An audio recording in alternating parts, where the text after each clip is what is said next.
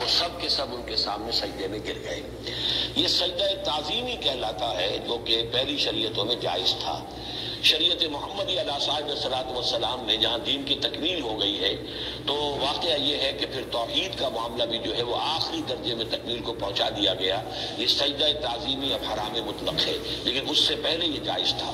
ہمارے ہاں بعض لوگ جو ہے وہ قبروں کو یا اور ہم اپنے پیروں کو بزرگوں کو کہتے ہیں کہ سجدہ کرتے ہیں یا جھکتے ہیں، تو دلیل پکڑتے ہیں ان چیزوں سے کہ یہ سجدہ دیکھو حضرت ابراہیم سے ثابت ہے، فلاں سے ثابت ہے، اور یہ جو حضرت یوسف کو سجدہ کیا گیا ہے۔ لیکن یہ سجدہ سمجھ لیجیے سجدہ تعظیمی جائز تھا، اس میں کوئی شک نہیں، لیکن اب یہ حرام مطلق ہے۔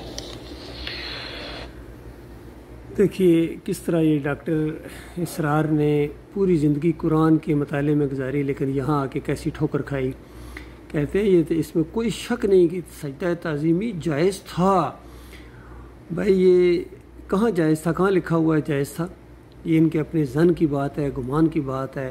حالانکہ ہر دور کے اندر تمام انبیاء نے یہی دعوت دی ہے کہ صرف اللہ کو سجدہ کرو اور اللہ کے علاوہ کسی اور کو سجدہ نہیں کرنا ہے۔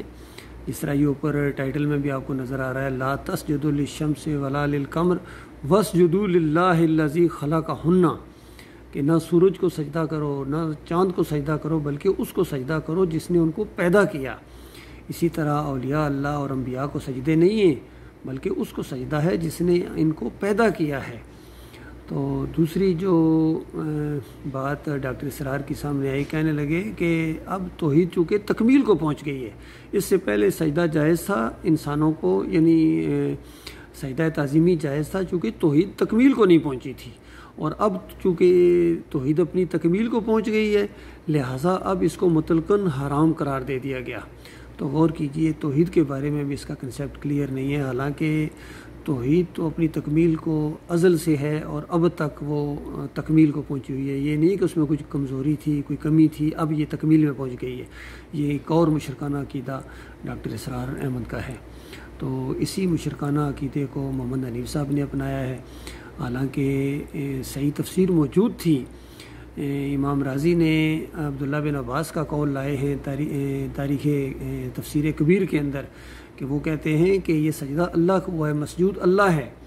اور امام بخاری رحمۃ اللہ علیہ بھی اسی طرح خوابوں کی تعبیر میں لائے ہیں، اور انہوں نے سجدے کا ذکر ہی نہیں کیا، اور انہوں نے تعبیر مانی ہے 6 نمبر آیت کو جو یعقوب علیہ السلام نے بیان کی ہے، اور 101 نمبر آیت جو یوسف علیہ السلام نے اسی کی تشریح میں تائید میں آگے دوبارہ اس کو ذکر کیا ہے۔ یہ ہے تعبیر کہ اللہ تعالیٰ تجھے منتخب کرے گا، تجھے فضیلت عطا فرمائے گا، اس سے یہ مراد ہے، یہ نہیں کہ سجدے کریں گے یا سجدہ کسی نے کیا ہے۔ اور اس دور کے موحد عالم دین ڈاکٹر مسعود الدین عثمانی نے تو اس کو کھول کھول کے بیان کیا ہے، مولویوں سے بحثیں کرتے رہے ہیں کہ نہیں حضرت وخروا لہ سجدا، کہ وہ سارا خاندان ان رحمتوں کی وجہ سے جو اس خاندان پر کی، سارا کا سارا خاندان اللہ کے سامنے شکر گزاری کے طور پر سجدہ ریز ہو گیا۔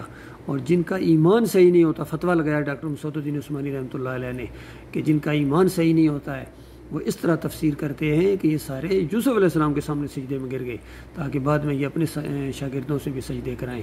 تو یہ ایک بہت بڑا افسوسناک واقعہ پیش آیا ہے کہ ڈاکٹر عثمانی رحمۃ اللہ علیہ کے جو جانشین ناخلف جانشین نے مشرکانہ تفسیر کو ترجیح دی ہے۔ مومنانہ تفسیریں موجود تھیں، لیکن انہوں نے ابن کثیر اور ڈاکٹر اسرار اور ان سعودیوں کی تفسیر کی وجہ سے مومنوں کی جماعت کے اندر شرک کا انجیکشن دے دیا، خنجر پیٹھ کے اوپر سے وار کیا، اور اب یہ 4 سال ہو گئے اس کو سمجھا رہے ہیں، بالکل نہیں سمجھ رہا ہے۔ اسی وجہ سے جماعت کے امیر کو بھی تبدیل کر دیا گیا ہے، کمال خان صاحب کو نیا امیر بنایا گیا ہے، اور محمد حنیف صاحب کو گویا معزول کر دیا گیا ان کے مشرکانہ عقیدے کی وجہ سے۔ لیکن وہ اپنی ضد اور انا کا مسئلہ بنا کر اس پر ڈٹ گئے ہیں، اور کتنے لوگوں کو اپنے ساتھ جہنم کی آگ کے اندر لے جائیں گے، کتنے اس مشرکانہ عقیدے پر مر گئے ہیں۔ یہ بہت بڑا واقعہ پیش ہے اس صدی کا۔ اللہ تعالیٰ جس کو بچائے گا وہی بچے گا، اور جو انہی کے ساتھ چمٹا رہے گا وہ ان کے ساتھ ہمیشہ کی آگ میں رہے گا۔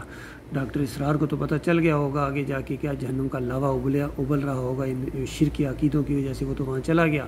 اب پیچھے محمد حنیف نے جانا ہے، اور کتنے اور لوگ جا چکے ہیں، لاکھوں کروڑوں خربوں اس شرک کی وجہ سے۔ تو یہ اور بھی اسی راستے کی طرف ہیں۔ یہ مسئلہ ہے امت مسلمہ کا آج کہ ان کے عقیدے کے اندر خرابی ہے، بربادی ہے ان کے عقیدے کے اندر۔ اب نمازیں، روزے، حج اور زکوٰۃ ان کے اوپر نہیں ہیں، اب ان کو ایمان کی دعوت دینی ہے، لا الہ الا اللہ محمد رسول اللہ کی، کہ اللہ کے علاوہ کوئی الہ نہیں، کوئی داتا دستگیر نہیں، کوئی مشکل کشا نہیں، کوئی حاجت روا نہیں، کوئی غریب نواز نہیں ہے، کوئی رکوع اور سجدے کے لائق نہیں ہے، واسطے وسیلے کے لائق نہیں ہے۔ یہ ہے عقیدہ، قرآن کا عقیدہ، صحیح حدیث کا عقیدہ۔ جب تک عقیدے کے اندر شرک کی ملاوٹ رہے گی کوئی خیر اس امت کے اندر نہیں آ سکتی ہے۔ اللہ کے فضل و کرم سے ہم اسی ایمان کے اوپر قائم ہیں، اگرچہ تعداد ہماری تھوڑی رہ گئی ہے لیکن ہمارا ایمان بہت مضبوط ہے، ہمارا اللہ پر عقیدہ بہت مضبوط ہے۔ ہم ایک لمحے کے لیے بھی اسی ایمان عقیدے سے نہیں ہٹے ہیں اور نہ ہٹیں گے انشاءاللہ۔ یہ قافلہ رواں دواں ہے۔